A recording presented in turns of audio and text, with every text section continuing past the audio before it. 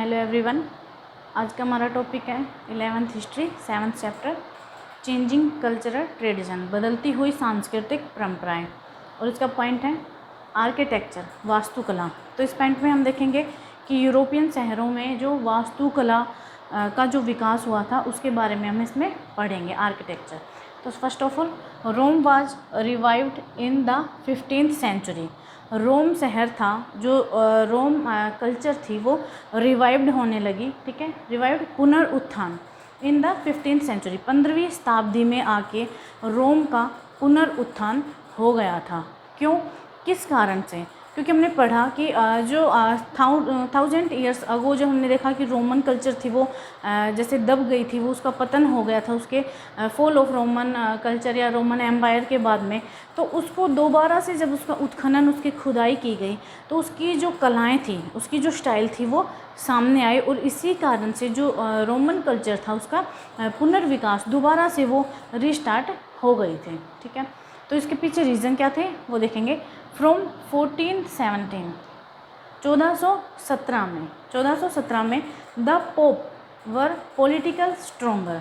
1417 में आके जो पोप हैं वो पॉलिटिकली स्ट्रोंगर हो गए थे, वो राजनीतिक मजबूत हो गए थे, राजनीतिक मजबूत से काफ़ी पावरफुल हो गए थे। क्यों? बिकॉज 1378, क्योंकि 1378 से जो दो पोप के बीच में इलेक्शन को लेकर जो प्रतिद्वंद्विता चली आ रही थी, उनके बीच में जो आपस में एक तरीके से झगड़े हो रहे थे या किसी भी चीज़ को लेकर संघर्ष था वो ख़त्म हो गया था। इस टाइम में आके उसका एंड हो गया था उस चीज़ का। तो जो पोप था वो यहाँ पे पॉलिटिकली स्ट्रॉन्ग हो गया था, ठीक है। नेक्स्ट इसमें देखेंगे कि the ruins in the ruins in Rome के जो भगना अवशेष थे उनका जो आर्कियोलॉजिस्ट थे उनका केयरफुली उनको खुदाई उनकी की जाने लगी। The ruins in Rome were carefully excavated by archaeologist पुरातत्वविद जो किसी भी पुरानी चीज़ों को, इतिहास से संबंधित जो चीज़ें हैं उनके बारे में जो जानकारी इकट्ठी करते हैं, खुदाई करते हैं, उनको आर्कियोलॉजिस्ट, पुरातत्वविद कहा जाता है। तो जो पुरातत्वविद थे यहाँ पे केयरफुली, सावधानीपूर्वक जो रोम के भगना अवशेष यानी उनके जो खंडर मिले थे, उनके शहरों के खंडर, चैन में कुछ भी हो सकते हैं, जो अवशेष टूटे हुए अवस्था में मिले हैं, टूटे फूटे जो भी चीज़ें मिली हैं, जो अवशेष मिले थे उनका सावधानीपूर्वक उत्खनन किया जाने लगा, ठीक है। उत्खनन,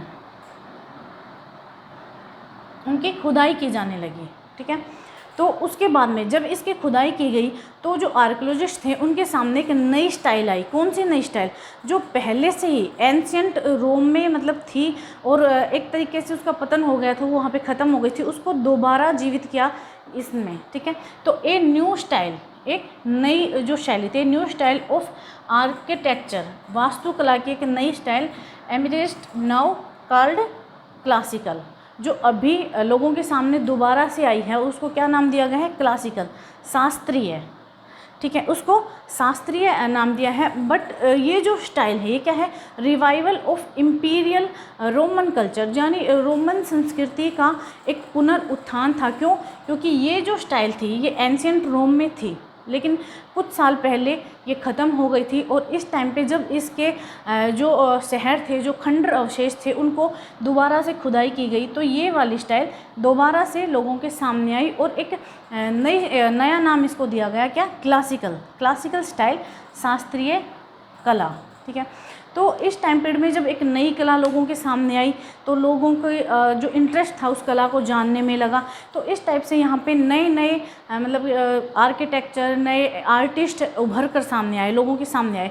तो यहाँ पे इस टाइम पीरियड में जो पोप थे या फिर वेल्थी मर्चेंट्स थे, जो अमीर तबका था, अभिजात वर्ग थे, जो ऊंची पोस्ट पे थे, ऐसे लोगों ने जब अपना इमारतों का, अपने भवनों का, अपनी बिल्डिंग का निर्माण किया तो उन्होंने किनको हायर किया? ऐसे आर्किटेक्चर जिनको ये स्टाइल आती हो, ऐसे पेंटर जो इन स्टाइल के बारे में ज़्यादा जानते हो, ऐसे आर्टिस्ट लोगों को ये यहाँ पे बुलाने लगे, ठीक है। ऐसे स्कल्पचर जो ऐसी मूर्तियाँ बना दे, जो सजीव मूर्तियाँ बना दे, ऐसे लोगों को अपने भवन निर्माण के लिए, अपनी बिल्डिंग को बनाने के लिए यहाँ पे बुलाने लगे, ताकि वो उनकी बिल्डिंग को ज़्यादा डेकोरेट कर सके।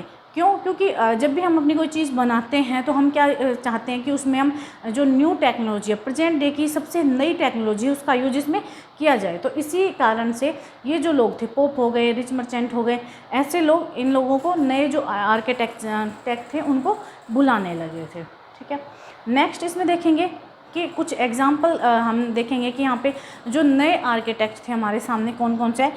सबसे पहला इसमें है माइकल एंजेलो।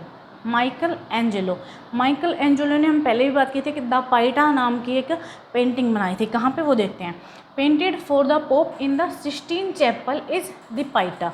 यहाँ पे 1 मार्क्स के 2 क्वेश्चन बनते हैं कि दी पाइटा है, ये एक पेंटिंग का नाम है। दी पाइटा है वो किसकी पेंटिंग है? माइकल एंजेलो की। ठीक है, माइकल एंजेलो की। और ये जो पेंटिंग है दी पाइटा, ये कहाँ पे बनाई गई है?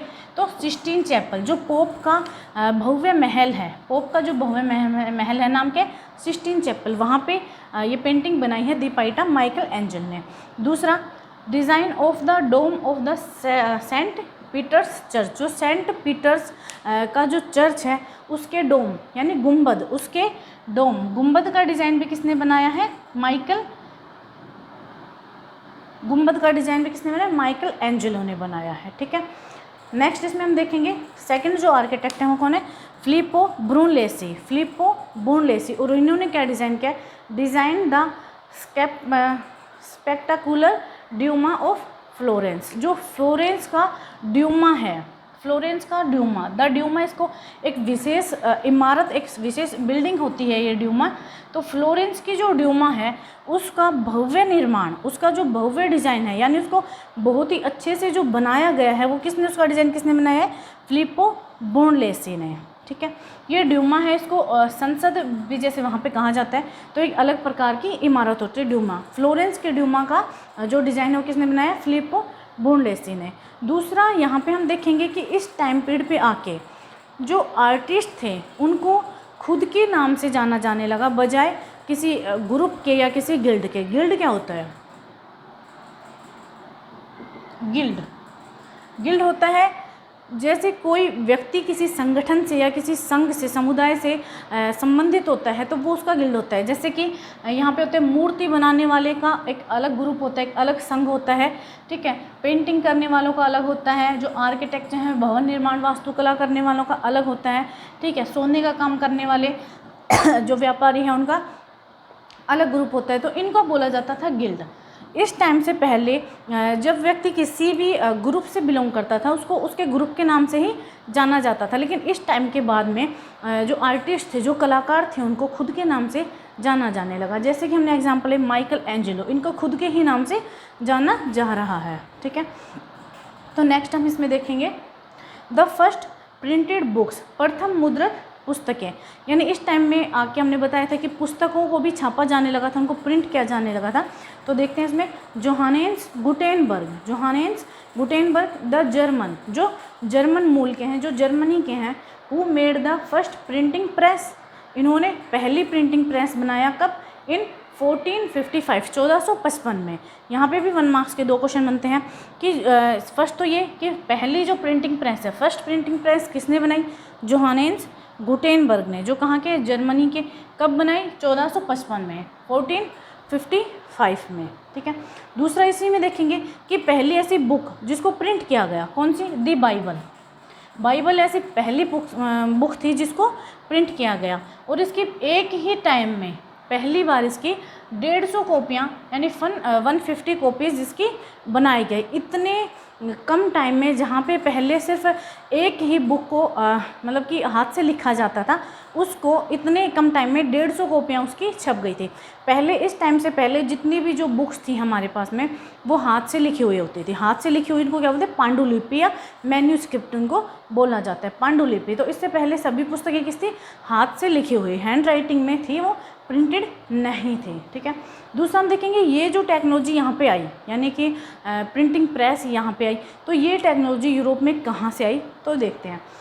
जो यूरोपियन लोग थे वो हमेशा से एशिया के जो मतलब एशिया की जो किंगडम रहे हैं, हमेशा से उनके वो ऋणी रहे हैं। ठीक है, तो हमें देखना है, हाँ, जो Europeans were indebted to the Chinese and Mongol, ठीक है। चाइनीज़ एंड मंगोल, जो चाइनीज़ रूलर थे या फिर जो मंगोल रूलर थे वो हमेशा से ही उनके ऋणी रहे हैं, ठीक है। ऋणी मतलब उनके कर्जदार रहे हैं हमेशा से ही, ठीक है। ऋणी क्यों, क्या उसका कारण था? बिकॉज यूरोपियन ट्रेडर्स, जो यूरोपियंस व्यापारी थे, और डिप्लोमेट जो राजदूत थे, जो एक कंट्री से दूसरी कंट्री में भेजे जाते हैं, राजदूत उनको बोल जाता है।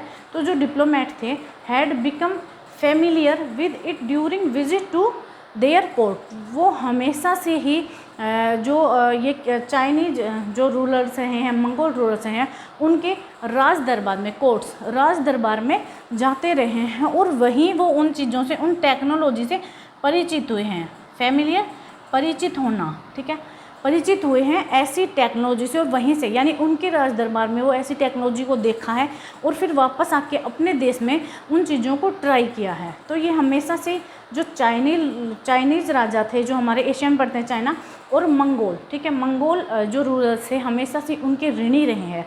उन्होंने, जो यूरोपियंस हैं, इन्होंने सिर्फ प्रिंटिंग टेक्नोलॉजी ही यहाँ से नहीं ली है, और भी इसके एग्जांपल जैसे हमारे सामने आते हैं, जैसे कंपास हो गया, ठीक है, फायर आर्म्स हो गए, जो आप देखोगे अग्नियास्त्र हो गए, जैसे जिनसे आग के गोले फेंके जाते हैं, ऐसे हथियार हो गए, या फिर फलक हो गए। ऐसे 2-3 एग्जाम्पल और हैं जो हम देखते हैं कि जो यूरोपियंस लोग हैं उनको कहाँ से मिले, एशिया से ही मिले हैं उनको, ठीक है। तो ये टेक्नोलॉजी पहले आई कहाँ पे, एशिया में थी, लेकिन इसको डेवलप किसने किया, वो आएगा यूरोपियंस लोगों ने इसको डेवलप किया है, क्योंकि नाम यही आएंगे, जोहान्स गुटेनबर्ग ने प्रिंटिंग प्रेस को किया, इसमें एशिया का कहीं भी नाम नहीं आएगा, ठीक है। तो ये इसमें बताया गया है। दूसरा हम देखेंगे कि इस टाइम में जब बुकों को प्रिंट किया जाने लगा तो उससे क्या फ़ायदा हुआ। जब बुकों को प्रिंट किया जाने लगा तो एक टाइम में काफ़ी बुकों को एक साथ प्रिंट किया जाने लगा, और कॉमनली आप देखोगे कि जो बुकें थी वो अब मार्केट में भी अवेलेबल होने लगी, आम लोगों की पहुंच बुकों तक, पुस्तकों तक होने लगी, तो वो मार्केट से बुकों को खरीदकर और एकांत में उनको पढ़ सकते थे। इससे फ़ायदा क्या, जो रोमन कल्चर था, जो यूरोपियन कल्चर था, उसके बारे में लोगों को ज़्यादा से ज़्यादा पता चलने लगा, यानी यूरोपियन जो कल्चर था उसका फैलाव दूर तक हो गया, दूर दराज के देशों में भी यूरोपियन कल्चर के बारे में पता चलने लगा। दूसरे क्या हुआ कि इससे जो रीडिंग की हैबिट है उसका डेवलपमेंट हुआ, ठीक है, डेवलपमेंट ऑफ रीडिंग हैबिट, जो पढ़ने की जो एक आदत है लोगों में, उसका विकास होने लगा। ये क्या है, एक गुड हैबिट है। तो यहाँ पे आप देखोगे कि लोगों को यूरोपियन कल्चर के बारे में पता चलने लगा, ठीक है। नेक्स्ट इसी में देखेंगे a new concept of human being, जो मनुष्य की एक नई संकल्पना, एक नई मतलब कि उसका नया कॉन्सेप्ट है, ठीक है। तो इसमें हम देखेंगे कि इस टाइम पीरियड में नया कॉन्सेप्ट कौन सा था, नई संकल्पना कौन सी थी, कौन सी विचारधारा थी। हम देखेंगे कि जिस टाइम पीरियड की हम बात कर रहे हैं उस टाइम पीरियड से पहले जो ह्यूमन लाइफ था, मनुष्य के जीवन पे किसका फोर्स ज़्यादा होता था, जैसे चर्च हो गया, जो उनका धर्म था, रिलीजन, उनका दबाव ज़्यादा होता था। लेकिन इस टाइम पे आके जो इतने चेंज हुए उसके बाद में जो ह्यूमन की लाइफ थी उससे रिलीजन का, धर्म का कंट्रोल था वो दूर हो गया। जैसे the control of religion over human life was over, यानी कि उनके ऊपर जो कंट्रोल था वो अब ख़त्म हो गया था, और लोग क्या, संतृप्त हो गए थे। उनके विचार हैं, वो अपने विचारों को एक्सप्लेन कर सकते हैं, उनको लिख सकते हैं। जो लेखक थे, जो राइटर थे, उन्होंने अपने विचारों को संतृप्त रूप से पुस्तकों में लिखना स्टार्ट कर दिया, और पुस्तकें छपनी स्टार्ट हो गई। छपने के बाद में आम लोगों तक पुस्तकें पहुंचने लगी। तो ये एक बहुत बड़ा चेंज यहाँ पे हुआ था, ठीक है। तो दूसरा हम इसमें देखेंगे कि कौन से ऐसे कुछ फेमस राइटर रहे हैं जिन्होंने जो चर्च था या फिर ईसाई धर्म की कुछ ऐसी ऐसी बातें जो लोगों के मानने की नहीं थी, उनका खंडन किया था। तो सबसे पहले हम देखेंगे फ्रांसिस्को बारबोरो एक राइटर हुए हैं, और उन्होंने लिखा क्या है ये हम देखेंगे। इन्होंने जो भूमि अधिग्रहण यानी संपत्ति का अर्जन करना, किसी भी संपत्ति का अर्जन करना, प्रॉपर्टी को अपने पास रखना, उसके ऊपर उस चीज़ को एक अच्छा गुण इन्होंने बताया है। एक अच्छा गुण बताया है कि लोगों को अपने पास संपत्ति रखनी चाहिए। लेकिन उससे पहले क्या था, चर्च का क्या मानना था कि लोगों के पास अपनी पर्सनल प्रॉपर्टी नहीं होनी चाहिए, जो प्रॉपर्टी है वो किसकी, चर्च की होनी चाहिए। तो इन्होंने क्या है, कि संपत्ति को लेकर इन्होंने, संपत्ति के अधिग्रहण को लेकर इन्होंने लिखा है, ठीक है। सेकंड हम इसमें देखेंगे लोरेंजो वाला, ठीक है। लोरेंजो वाला ये दूसरे राइटर हैं, इन्होंने एक बुक का नाम लिखा है ऑन प्लेजर। ऑन प्लेजर ये काफ़ी इंपॉर्टेंट है, यहाँ पे बुक का नाम पूछा जाता है कि या तो पूछा जाए लोरेंजो वाला की बुक का नाम क्या है, या फिर जो ऑन प्लेजर है वो किसकी पुस्तक है, तो लोरेंजो वाला है। इन्होंने ऑन प्लेजर में अपनी बुक में क्या लिखा है, जो ईसाई धर्म ने जो लोगों के जीवन पर जो पाबंदियाँ लगाई हुई थी कि आपको ये रीति रिवाज अपनाने हैं, ऐसा नहीं पहनना, ऐसा नहीं बोलना, तो ये जो पाबंदियाँ थी उनका खंडन किया है इस पुस्तक में इन्होंने, ठीक है। नेक्स्ट है निकोलो माइकेवेली, ठीक है। निकोलो माइकेवेली इन्होंने बुक लिखी है द प्रिंस, काफ़ी फेमस बुक है द प्रिंस, और ये इन्होंने किस चीज़ के बारे में लिखी है, ह्यूमन नेचर के ऊपर इन्होंने ये बुक लिखी है। तो ऑल ओवर हम इसका क्या देखते हैं कि इस टाइम में आके कुछ ऐसे चेंजेस होने लगे थे जो इस टाइम की जो विचारधारा थी उसको बिल्कुल ही बदल दिया था, ठीक है। तो आज के लिए इतना ही, थैंक यू वेरी मच।